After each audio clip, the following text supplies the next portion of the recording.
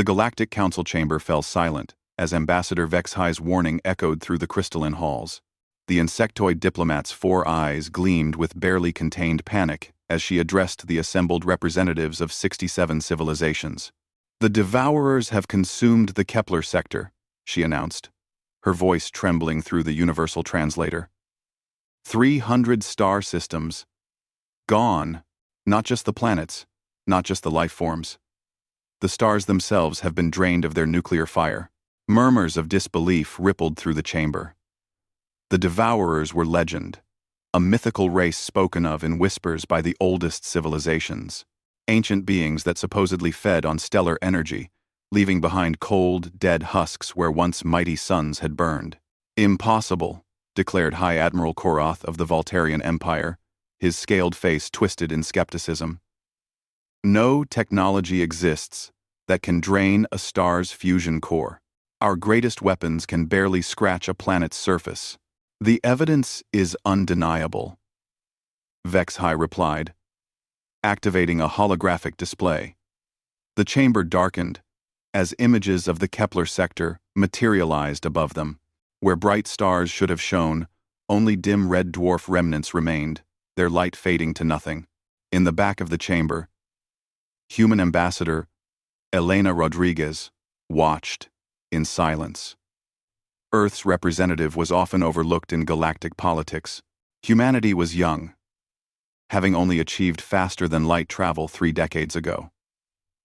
Most species regarded them as barely civilized primitives who had stumbled into space through luck rather than intelligence. "We must evacuate the Outer Rim colonies," announced Chancellor Thoros of the Hegemony Coalition. "Pull our fleets back to the core worlds and prepare defensive positions." "Defensive positions?" scoffed Admiral Korath. "Against beings that devour stars? What defense could possibly work against such power?" The debate raged for hours. Some called for immediate evacuation of threatened sectors. Others demanded research into new weapons technologies. A few suggested attempting diplomatic contact with the Devourers, though none could explain how one negotiated with creatures that consumed entire solar systems. Throughout the discussions, Ambassador Rodriguez remained silent, her dark eyes thoughtful as she absorbed every detail about the alien threat. When the emergency session finally adjourned, with no concrete plan of action, she made her way to the human embassy's secure communication chamber. The quantum entanglement relay crackled to life, establishing an instantaneous connection across thousands of light-years to Earth's capital. The holographic image of President Chen materialized, his weathered face creased with concern. "Elena, we've been monitoring the Council transmissions," he said without preamble. "How bad is it?" "Worse than they're admitting," Rodriguez replied. "The Devourers aren't just destroying planets or wiping out civilizations. They're literally eating stars. The energy readings suggest they're somehow converting stellar plasma into some form of exotic matter." President Chen's expression darkened. "Our scientists have been running projections based on the data we've intercepted. If the Devourers continue their current expansion rate, they'll reach inhabited space within 18 months. The galactic core worlds have maybe 5 years before total collapse. The other species are panicking," Rodriguez continued. "They're talking about evacuation and defensive strategies, but none of them understand what they're really facing. Their most advanced civilizations think in terms of planetary bombardment and fleet engagements. They can't comprehend a threat that operates on stellar scales. Have they asked Earth for assistance?" Rodriguez almost laughed. "They barely acknowledge we exist.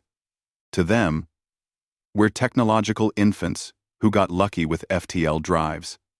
They have no idea what humanity is truly capable of." President Chen nodded slowly. "Perhaps it's time they learned.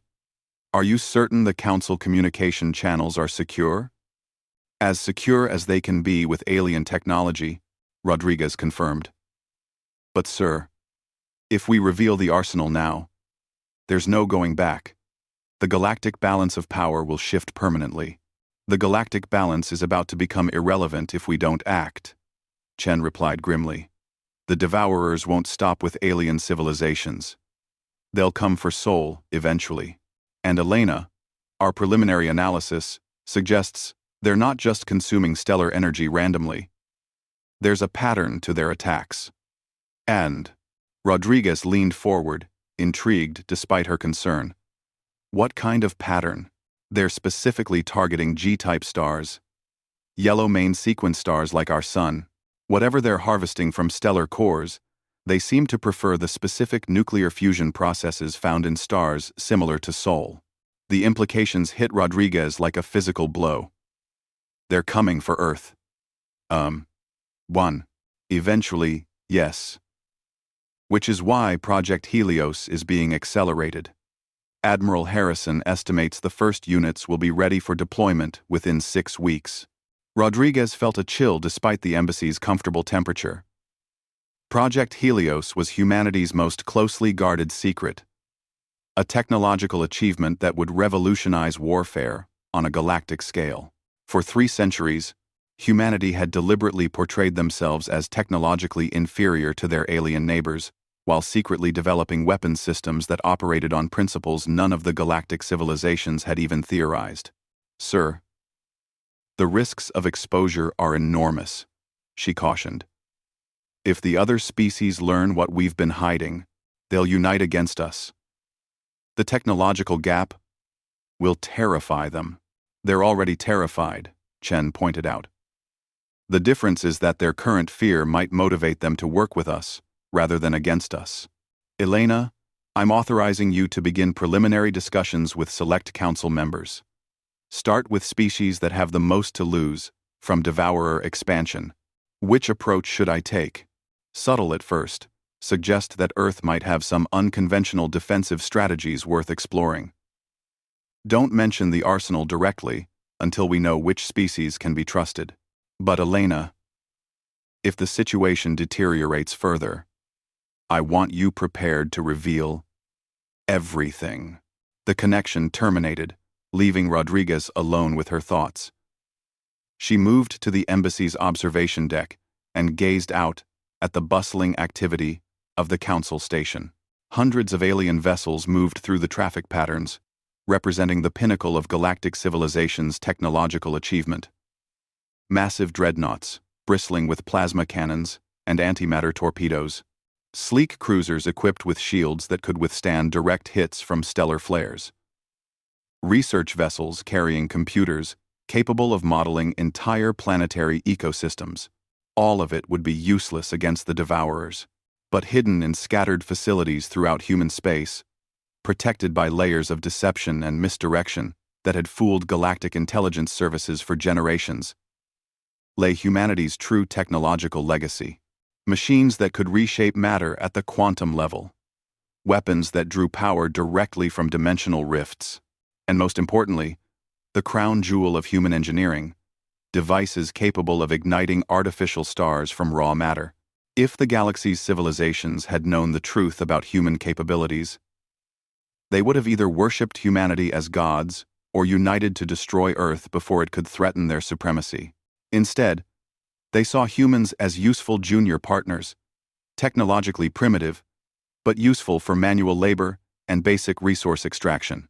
Rodriguez smiled grimly as she watched an alien cargo hauler lumber past, its hull scarred from countless routine freight runs. The captain probably assumed the small human escort vessels were there for protection against pirates. He would never suspect that each of those innocuous-looking ships carried enough firepower to vaporize his entire fleet without leaving debris. The deception had been necessary. Humanity had learned early in their galactic interactions that superior technology bred fear, and fear bred violence. Better to be underestimated than to face the combined might of 67 civilizations, determined to eliminate a potential threat. But the Devourers changed everything. For the first time since joining the galactic community, humanity faced a threat that required their full technological capabilities. The question was whether they could reveal their true power without triggering a civil war that would destroy the galaxy even faster than the star-eating aliens. Rodriguez activated her personal communicator and began composing a carefully worded message to the Council's Military Coordination Committee. She would start with the Altarians, whose homeworld lay directly in the Devourer's projected expansion path. If any species would be willing to consider desperate measures, it would be those facing immediate extinction. As she worked, Rodriguez couldn't shake the feeling that humanity stood at a crossroads. The choice they made in the coming days would determine not just the fate of galactic civilization, but the future relationship between humanity and every other intelligent species in the galaxy.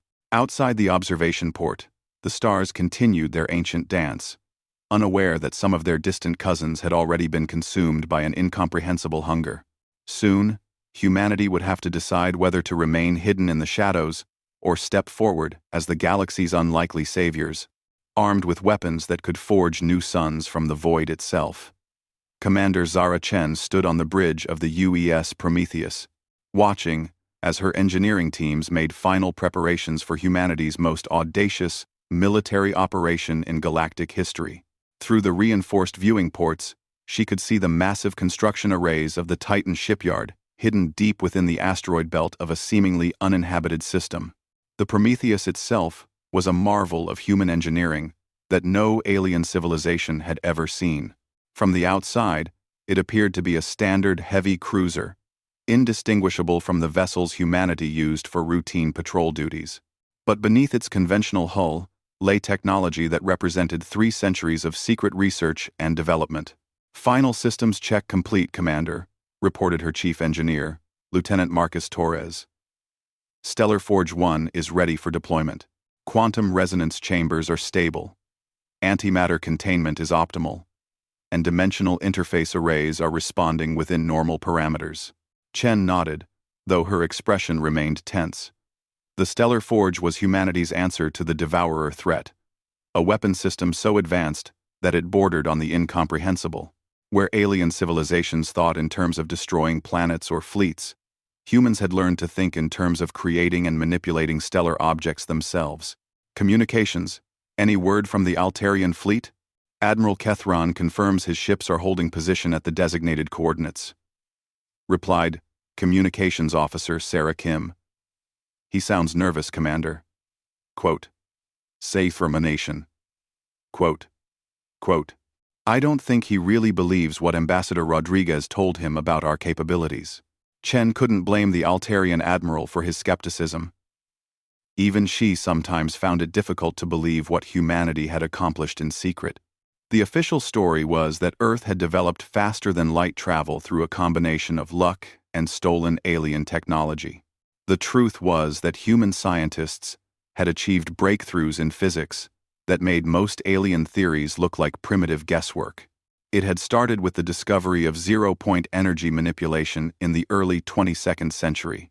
While alien civilizations struggled to harness fusion power efficiently, human researchers had learned to tap directly into the quantum foam that permeated space itself. That breakthrough had led to developments in dimensional engineering, temporal mechanics, and eventually, stellar manipulation technology. "Commander, we're receiving an urgent transmission from Earth Command," announced Kim. "Admiral Harrison wants to speak with you directly." The main screen flickered to life, revealing the weathered face of Fleet Admiral Patricia Harrison, commander of humanity's secret military forces. Her expression was grim as she addressed Chen across the light years.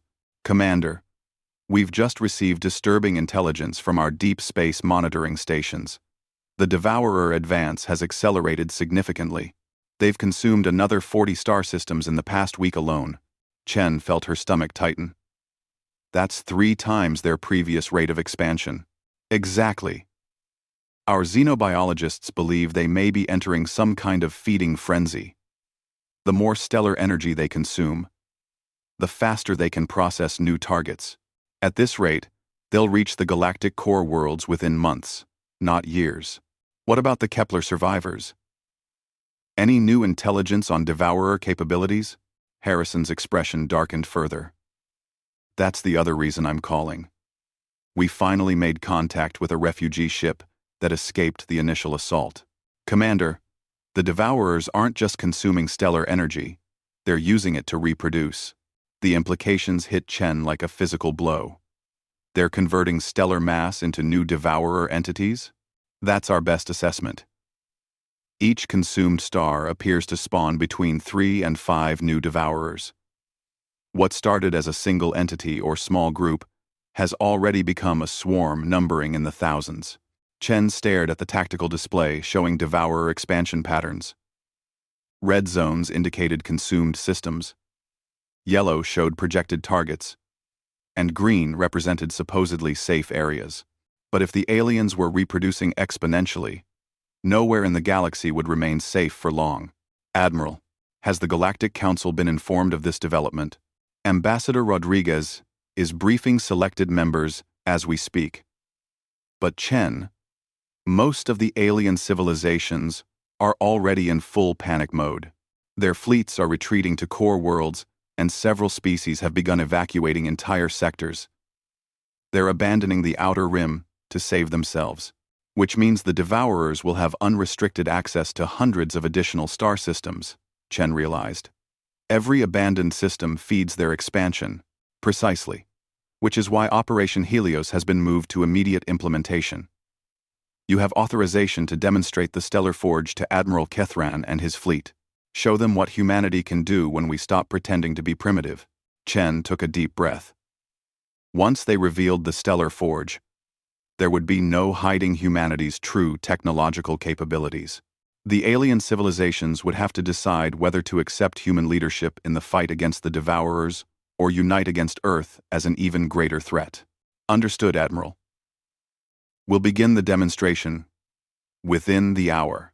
Harrison's expression softened slightly. Commander, I know the risks we're taking. But if we don't act now, there won't be a galaxy left to worry about.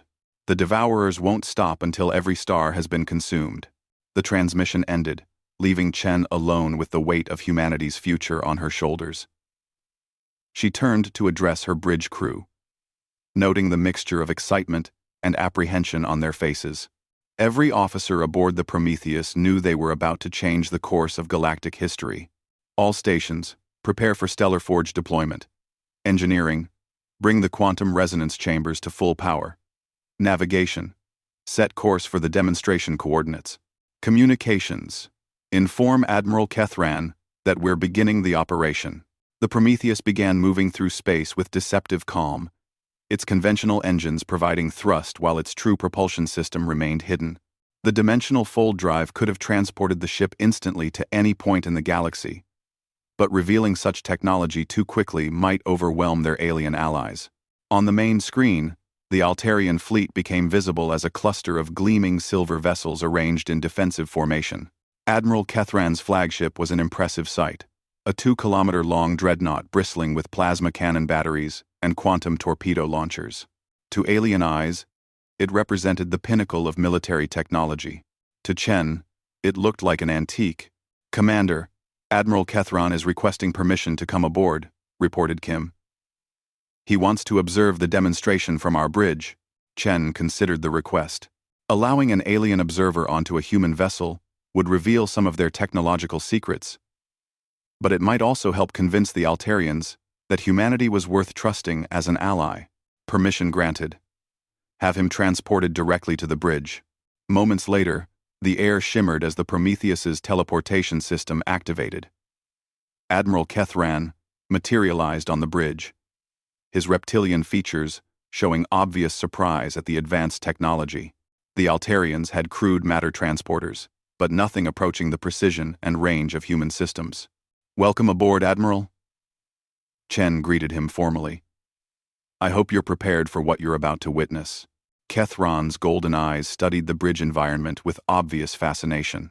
The human control systems were unlike anything in his experience, seamlessly integrating quantum computers, dimensional interfaces, and neural link technologies that responded to thought as much as physical input.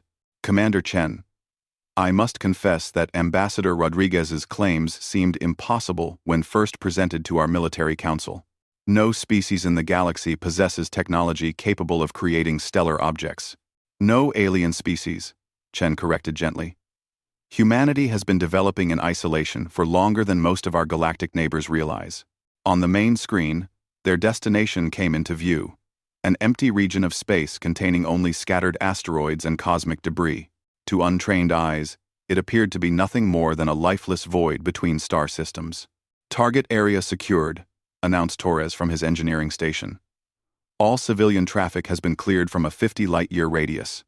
Stellar Forge is ready for activation. Chen moved to her command chair, her hand hovering over the authorization controls. Admiral, what you're about to see represents technology that humanity has kept secret for 3 centuries. We're sharing it now because the Devourer threat leaves us no choice. She pressed the activation sequence, and the Prometheus began to transform. External armor plating retracted to reveal arrays of crystalline projectors that hummed with barely contained energy. The ship's conventional fusion reactors shut down as primary power was transferred to quantum extraction matrices that drew energy directly from subspace. Most dramatically, the ship's hull began to extend and reconfigure, revealing the massive stellar forge array that had been hidden within its structure. Admiral Kethran watched in stunned silence as the human vessel revealed its true nature. The ship he had assumed was a simple cruiser was actually a mobile stellar engineering platform capable of manipulating matter on astronomical scales. "Beginning stellar synthesis," announced Torres, his voice steady despite the magnitude of what they were attempting. "Quantum resonance chambers are drawing ambient hydrogen from the surrounding void. Gravitational field generators are achieving preliminary compression." On the main screen, space itself began to shimmer as the Prometheus's stellar forge pulled hydrogen atoms from across light years of surrounding space. The atoms compressed into an ever-growing sphere of superheated plasma, its temperature rising as gravitational forces increased the pressure at its core. "Nuclear ignition in 10 seconds, Torres reported. 8, 7, 6, 5, 4, 3, 2, 1. Ignition achieved. The empty void erupted in brilliant light as a new star blazed to life, its nuclear fires sustained by the precise manipulation of quantum forces that human technology made possible. Within minutes, what had been empty space now hosted a stable G-type star that would burn for billions of years. Admiral Kethran staggered backward, his reptilian features pale with shock. "By the ancient gods, you created a star. You actually created a functioning star from nothing." "Not from nothing," Chen corrected. "From the hydrogen and heavier elements that exist in trace amounts throughout space. We simply compressed them to the point where nuclear fusion became self-sustaining. But the energy requirements, the precision needed to control fusion reactions. No civilization in the galaxy possesses such technology." "No alien civilization," Chen repeated. "Admiral, humanity has been hiding our true capabilities since we first encountered galactic society.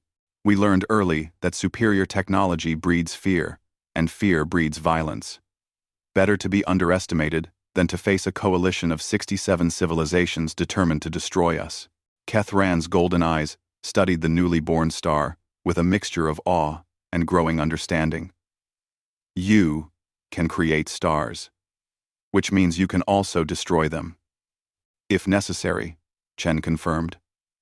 "But our weapons are designed to preserve rather than destroy. The Stellar Forge can create new suns to replace those consumed by the Devourers.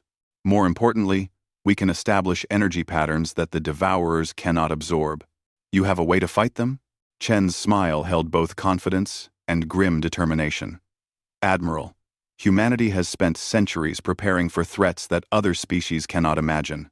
The Devourers may consume natural stars, but they've never encountered stars specifically engineered to resist their feeding mechanisms." As the demonstration concluded and the Prometheus began powering down its stellar forge arrays, Admiral Kethran faced a choice that would determine the fate of his species and potentially the entire galaxy. Trust humanity with technologies that could reshape civilizations, or face the Devourers with conventional weapons that had already proven useless. The newly created star continued to burn in the void, a testament to human ingenuity and a beacon of hope against the darkness that was consuming the galaxy one system at a time. The war room aboard the UES Olympus hummed with controlled chaos, as representatives from 12 galactic civilizations struggled to comprehend the tactical displays showing humanity's true military capabilities. Admiral Patricia Harrison stood at the center of the holographic command center, watching as alien military leaders grappled with technologies that redefined their understanding of warfare itself. 17 Devourer entities have been confirmed approaching the Vega system, reported Intelligence Officer Captain Diana Reeves. Estimated time of arrival: 6 hours. The vegan colonies have 8 billion inhabitants across 4 worlds. Admiral Kethran of the Altarians leaned forward, his reptilian features tense with concern. My fleet can evacuate perhaps 50,000 civilians before the Devourers arrive. The rest will be lost. Not if we implement the Helios Protocol, Harrison replied calmly. Commander Chen, status report on Stellar Forge deployment. The bridge's main display shifted to show the massive human fleet that had seemingly materialized from nowhere. Where galactic intelligence agencies had tracked perhaps 24 human vessels in known space, nearly 300 ships now appeared on sensors, each one equipped with stellar manipulation technology that dwarfed anything in alien arsenals. All Forge ships are in position, Commander Chen reported from the Prometheus. We have 47 stellar Forge arrays ready for synchronized activation. The defensive grid will be complete within the hour.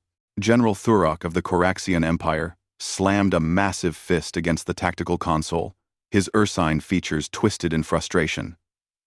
This is madness! You humans speak of creating defensive grids from stars themselves. Such power should not exist. But it does exist. Ambassador Rodriguez interjected smoothly. And right now, it's the only thing standing between galactic civilization and complete extinction. The truth of her words was displayed on every screen in the war room.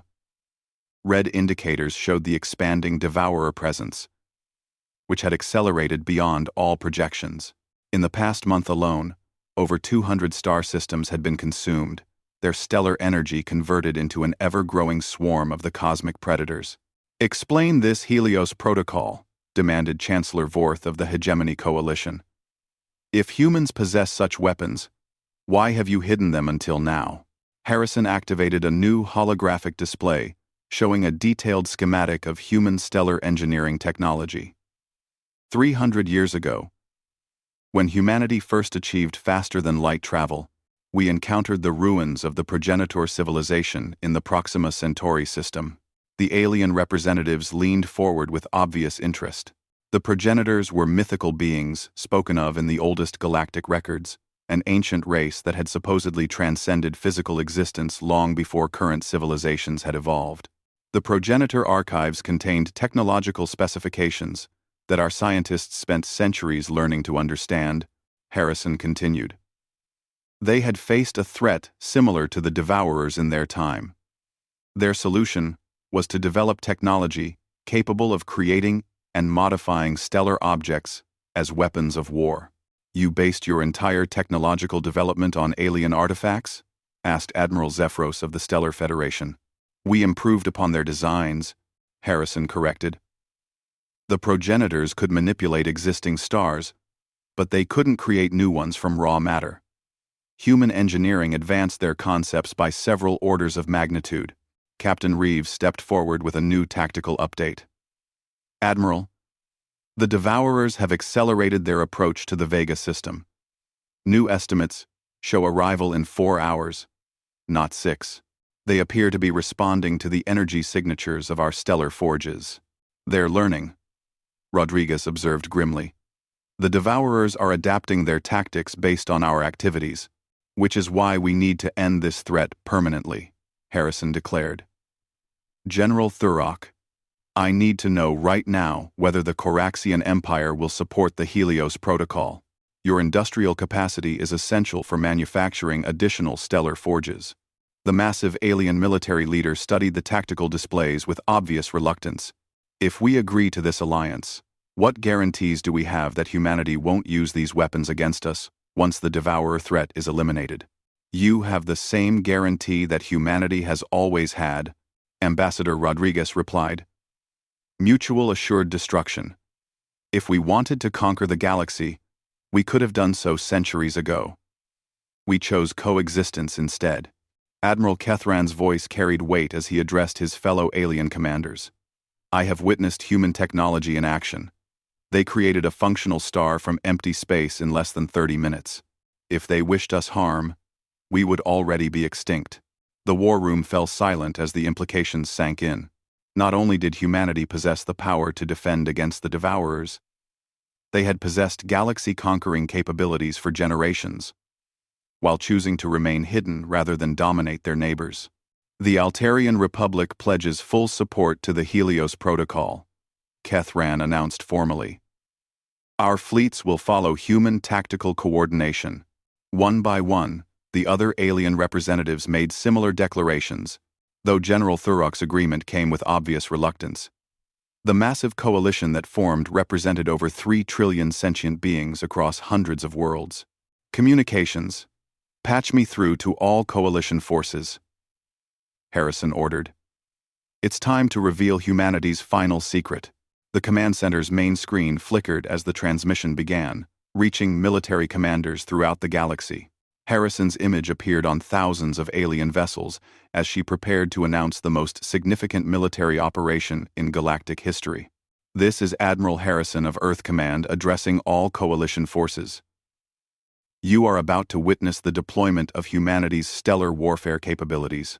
What you will see may challenge everything you believe about the nature of space combat. She paused as tactical displays updated across the fleet, showing human vessels beginning their final approach to the Vega system. The Stellar Forge ships moved with impossible precision, their formations guided by quantum computing systems that could calculate stellar mechanics in real time. The Helios Protocol represents 3 centuries of human technological development. We are about to create a defensive barrier of artificial stars, specifically engineered to resist devourer feeding mechanisms. These weapons will not only protect the Vega system but establish a template for defending the entire galaxy. On the main display, the human fleet reached optimal positions around the Vega system. 47 vessels arranged themselves in a perfect sphere, their stellar forges beginning the complex process of compressing raw matter into fusion-ready plasma. All ships report ready, Commander Chen announced. Quantum resonance fields are synchronized. Gravitational manipulation arrays are calibrated for simultaneous ignition. Execute Helios Protocol, Harrison ordered. The transformation of empty space into a defensive constellation of artificial stars began with a coordinated flash of energy that temporarily overwhelmed sensor systems throughout the region. When the interference cleared, the Vega system had been surrounded by a network of gleaming new suns, each one burning with nuclear fires that had been precisely tuned to resist devourer consumption. Magnificent gods of space, whispered Admiral Zephyros, his crystalline features reflecting the light of 47 newly born stars. You created an entire stellar constellation in minutes. But the true test came an hour later, when the devourer swarm arrived at the system's edge. The cosmic predators, expecting to find natural stars ripe for consumption, instead encountered artificial suns whose quantum signatures actively repelled their feeding mechanisms. They can't absorb the stellar energy, reported Captain Reeves, monitoring the engagement from long-range sensors. The artificial stars are generating quantum interference patterns that disrupt their feeding process. On the tactical display, the devourer entities circled the artificial constellation in obvious confusion. For the first time since their appearance in galactic space, they had encountered a food source they couldn't consume. Phase 2, Harrison commanded. All Stellar Forge ships, target the devourer entities directly. Show them what happens when stellar engineering meets cosmic predation. The artificial stars suddenly flared with increased brilliance as human ships redirected their energy output. Instead of simply maintaining fusion reactions, the stellar forges began projecting concentrated stellar matter directly at the devourer swarm. The effect was immediate and devastating. Superheated plasma streams, containing the nuclear fire of artificial stars, struck the cosmic entities and began disrupting their exotic matter composition. The devourers, for the first time in their existence, began to retreat. Impossible, breathed General Thurok. They're actually fleeing.